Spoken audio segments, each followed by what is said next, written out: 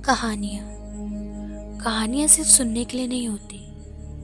कुछ कहानियाँ होती हैं महसूस करने के लिए। ये कहानी तुम सुनकर शायद छोड़ दोगे, पर ये जिंदगी भर तुम्हारे सहन में रहेगी।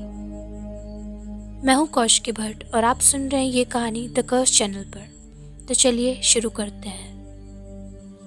एक सवाल है आपके लिए।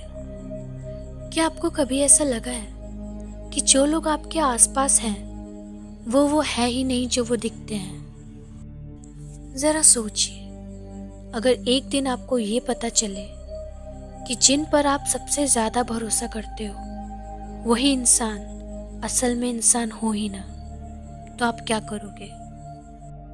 वो इंसान कोई भी हो सकता है, आपका सबसे अच्छा दोस्त, आपके सिबलिंग्स और या फिर आपके खुद के माँ बाप। कुछ लोग काफ़ी अजीब होते हैं, हम सबके बीच मौजूद होते हैं, लेकिन हम कभी उनको नोटिस नहीं कर पाते। हाँ, लेकिन अगर आप ध्यान से देखोगे तो आपको समझ में ज़रूर आएगा। जी हाँ, यहाँ पर बात हो रही है स्किन वॉकर्स की। हाल ही में ये टॉपिक काफ़ी पॉपुलर हो रहा है। आप में से काफ़ी लोग जानते होंगे इनके बारे में, लेकिन कुछ लोगों को शायद नहीं पता होगा। तो मैं उनको बता दूँ, स्किन वॉकर एक ऐसी एंटिटी है जो किसी का भी रूप ले सकती है, जानवर, इंसान या कुछ भी। ये इंसान के सबसे करीब वाले रिश्ते को कॉपी करती है ताकि आपको शक ना हो, और आपके बीच रहती है और धीरे धीरे आपके दिमाग पर अटैक करती है। और अगर आप रेसिस्ट करोगे या फिर आपको इनके राज का पता चल जाए तो आप मर भी सकते हैं। ये धीरे धीरे आपके बोलने के तरीके को, आपके चलने के तरीके को, आप किस तरीके से लोगों से बात करते हैं, किस तरीके से आप घर में रहते हैं, ये सब कॉपी कर सकते हैं। हाँ, लेकिन स्टार्टिंग में अगर आपने इनको पकड़ लिया तो आपका शक जा सकता है, लेकिन अगर इनको आपके बारे में सब कुछ पता चल गया तो फिर आप जिंदगी भर इनको पहचान नहीं सकते। मेरा नाम आर्यन है। मैं कॉलेज फर्स्ट ईयर में पढ़ता हूँ और मैं अपनी माँ के साथ रहता था। मेरी माँ एक सिंगल मदर थी एंड ऑनेस्टली वो मेरे लिए सब कुछ थी। मैं अपनी मॉम से बहुत ज़्यादा प्यार करता हूँ और हमेशा करूँगा। ये सब कुछ पिछले महीने शुरू हुआ। उस वक्त तक मुझे कभी नहीं पता चला कि मैं जिसके साथ हूँ वो मेरी माँ है भी कि नहीं, लेकिन मैंने जल्द ही धीरे धीरे अपनी माँ के अंदर काफ़ी चीज़ें नोटिस करना स्टार्ट किया। पहले पहले मुझे छोटी छोटी चीज़ें अजीब लगती थी, जैसे उनकी आदत कि वो खाना बनाते वक्त हमेशा गाती थी, लेकिन वो एक महीने में मैंने उन्हें कभी गाते हुए नहीं सुना। उनकी आवाज़ में भी मुझे काफ़ी हैवीपन लगता था। उनका चलने का तरीका, जैसे उनके पैर ज़मीन पर पूरे पड़ते ही नहीं हैं। मैं सोचता था शायद मैं ओवरथिंक कर रहा हूँ। एग्ज़ाम का प्रेशर था, कॉलेज का स्ट्रेस था, तो मैंने ज़्यादा नहीं सोचा। लेकिन एक रात की बात है, मैं लाइब्रेरी से थोड़ा लेट घर आया था। घर का गेट हाफ ओपन था, जो कि यूजुअली कभी होता ही नहीं था क्योंकि मम्मी हमेशा लॉक लगाती थी। जब मैं अंदर गया तो सब नॉर्मल था, बस एक बात मुझे काफ़ी ज़्यादा वियर्ड लगी उस दिन। मम्मी किचन में खड़ी थी और एक ही बात को बार बार अलग अलग तरीके से बोल रही थी। आर्यन तू आ गया, आर्यन तू आ गया, आर्यन तू आ गया। उस वक्त मुझे लगा शायद उनको कुछ प्रॉब्लम है, लेकिन जब मैंने उनके पास जाकर उनका हाथ पकड़ा, उनका हाथ जैसे ठंडा लग रहा था मुझे, जैसे उनके अंदर से जान ही निकल गई हो। मैं उनके थोड़ा करीब गया, लेकिन जिस पोर्शन में वो खड़ी थी वो देखकर मुझे काफ़ी अनकंफर्टेबल हो रहा था। लाइक यूजुअली वो कभी ऐसे खड़ी नहीं होती। जिस तरीके से वो खड़ी थी वो काफ़ी वियर्ड था।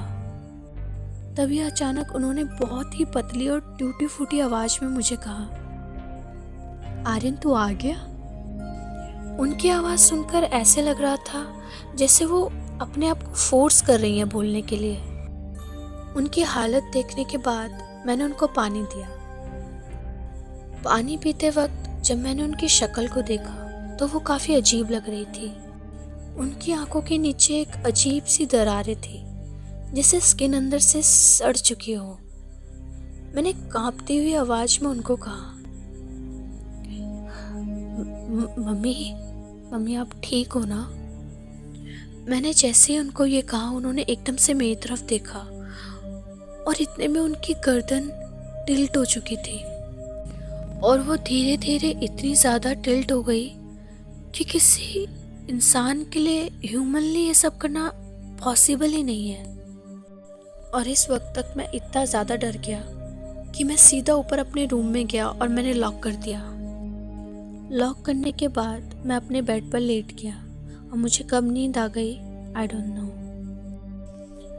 अगले दिन मैं सुबह उठा, मुझे मेरा दिल बहुत ही ज़्यादा हैवी लग रहा था और मेरे सर में भी बहुत ज़्यादा दर्द था, क्योंकि रात भर मैं बस यही सोच रहा था कि मैं इस रूम से बाहर कैसे जाऊंगा।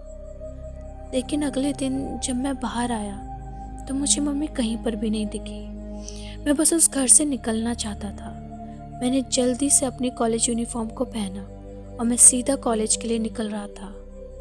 लेकिन एकदम से मैंने जब पीछे देखा तो मम्मी खड़ी थी और मैंने जब उनके हाथ में देखा तो उनके हाथ में लंच बॉक्स था। उनके चेहरे पर एक क्रीपी सी स्माइल थी, जो कि स्माइल लग ही नहीं रही थी। वो इतनी ज़्यादा अजीब लग रही थी कि मेरा उनकी शक्ल पर देखना भी मुश्किल हो गया। मैं उनकी शक्ल तक नहीं देख पा रहा था, वो इतनी ज़्यादा क्रीपी लग रही थी। मैंने ज़्यादा न सोचकर जल्दी से लंच बॉक्स लिया और मैं एकदम से घर से भागता हुआ कॉलेज चला गया। कॉलेज में भी मेरा मूड बहुत ज़्यादा ख़राब था। मैं बहुत ज़्यादा डिस्टर्ब्ड था। कॉलेज ख़त्म होने के बाद मैं सीधा लाइब्रेरी चला गया। मैंने जितना हो सकता था उतना वक्त अपना बाहर लगाया। मैं घर वापस जाना ही नहीं चाहता था एक्चुअली। लेकिन फिर रात होने लगी और रात के बाद मेरे पास कोई ऑप्शन नहीं था। मैं जब घर आया तो घर पर कोई भी नहीं था। मैं सीधा अपने रूम में चला गया and I lock the door और मैं वैसे ही सो गया। लेकिन आफ्टर सम टाइम मुझे मेरे दरवाजे पर नॉकिंग की आवाज़ आई।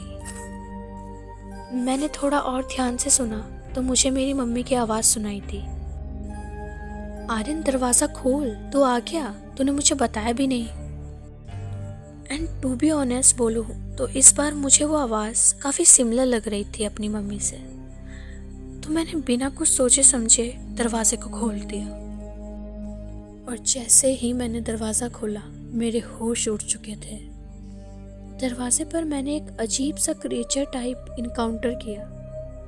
शक्ल मेरी मम्मी की थी, लेकिन शरीर वो एक मास्क की तरह था और ऐसा लग रहा था जैसे अभी उतर जाएगा। लेकिन उस मोमेंट तक मैं समझ चुका था कि मेरे सामने जो खड़ा है वो मेरी माँ नहीं है, वो कुछ और है जो सिर्फ मेरी माँ का चेहरा पहने हुए है।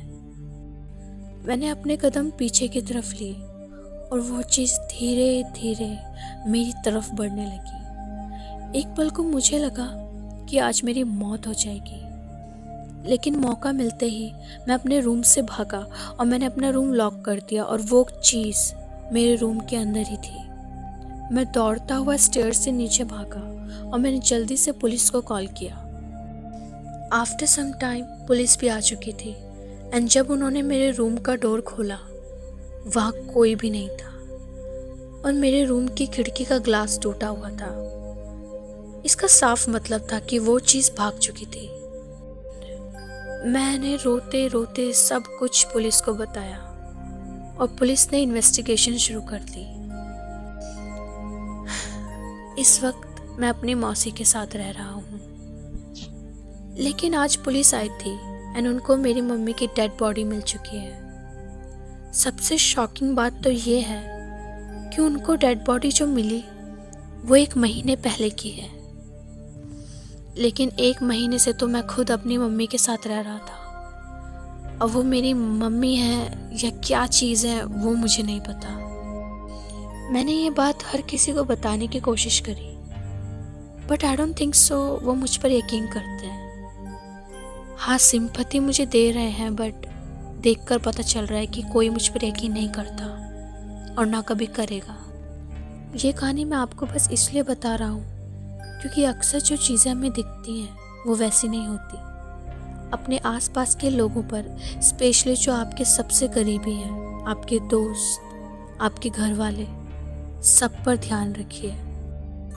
हू नोस आप किसके साथ रह रहे हो, वो ही है जो आपको लगता है या फिर कोई skin walker. So guys, this was the story, hope you like it. ऐसी ही हॉरर एंड क्रीपी स्टोरीज के लिए इस चैनल को सब्सक्राइब करिए, लाइक करिए एंड शेयर ज़रूर करना। Bye bye, keep listening the curse channel.